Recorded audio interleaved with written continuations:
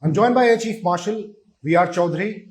Sir, thank you for speaking to us on the most burning topic, quite literally, that the Indian defense establishment is facing. The Agnipath scheme, which, if we can say, has become an Agni Pariksha. So we have a time constraint, so I'll come straight to the point. Did the security and defense establishment expect this kind of a backlash with the announcement of the scheme? No, definitely we did not expect this kind of a backlash. We did expect that there would have been some doubts in minds of the youth, which could have been clarified if they had approached the nearest military station or read the news carefully. They would have found out the fine lines which they were probably missing. Sir, of course, this is one of the most radical changes as far as recruitment of the other ranks level is concerned. Definitely, a lot of brainstorming must have gone into it. A lot of planning has gone into it.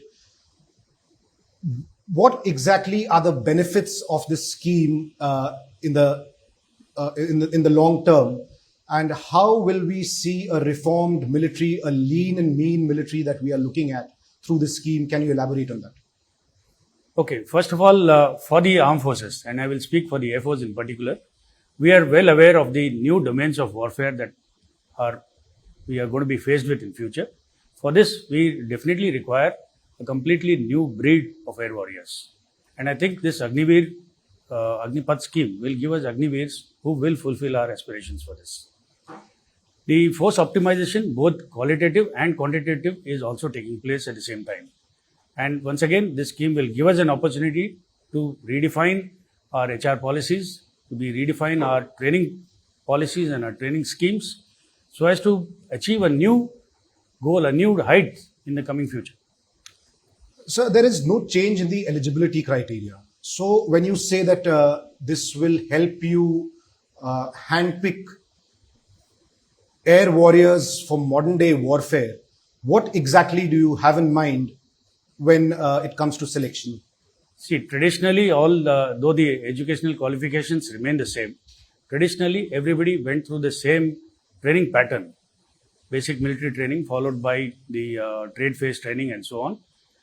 We did not have much of a leeway to put them in a stream that probably they may excel in. So this is one area where we think we can iron out these problems that we've been facing for the years. We observe that individual for 2 or 3 years. We can gauge his caliber. We can see what kind his aptitude. We can see what kind of a job he's going to be best suited for. And thereafter, when he re-enrolls after 4 years, we can take on the specialized training for him. So you're saying, sir, the 4 years time period that a youngster spends time in the armed forces will give the armed forces an opportunity to focus on key areas and then handpick these people for specialized jobs? Exactly. That is one of the steps we aim to do, that we will have a very robust selection process, which will not only be based on his military attributes, but also on his technical aptitudes. So in the beginning of the interview, you said that, people did not understand what the contours of this are.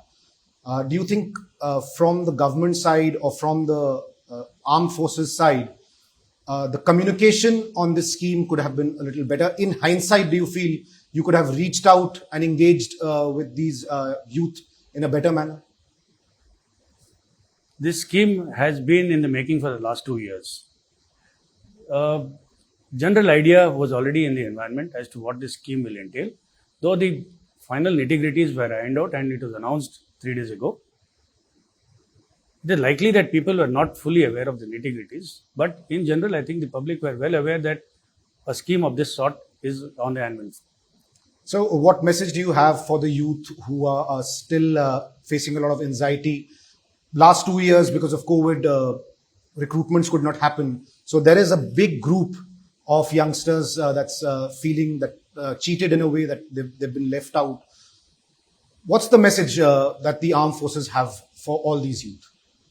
Firstly, realizing that a large number of youth could have probably missed an opportunity to join the services due to the COVID.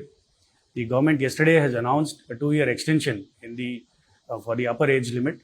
it is a welcome step. I'm sure more people will get an opportunity to join the service now with this.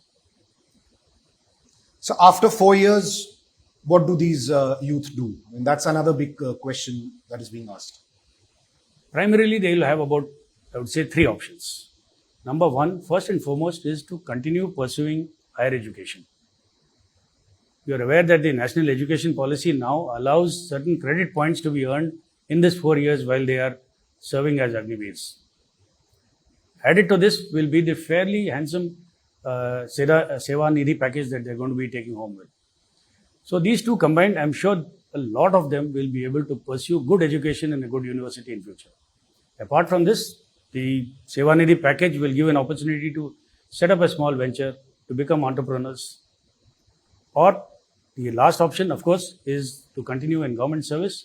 A lot of state governments have already announced reservations or prioritization for Agniveers in state police forces and such like. The Home Minister also made this announcement that 10% reservation will be given to Agniveers in the CAPFs. So the options are plenty for them. Thank you very much, sir, for Thank speaking you. to India Today and Aaj Tak. That was the Air Chief Marshal speaking very candidly, clarifying everything about this scheme and hoping that the unrest across the country comes to an end very soon. If you like the video, do like, comment, share and subscribe.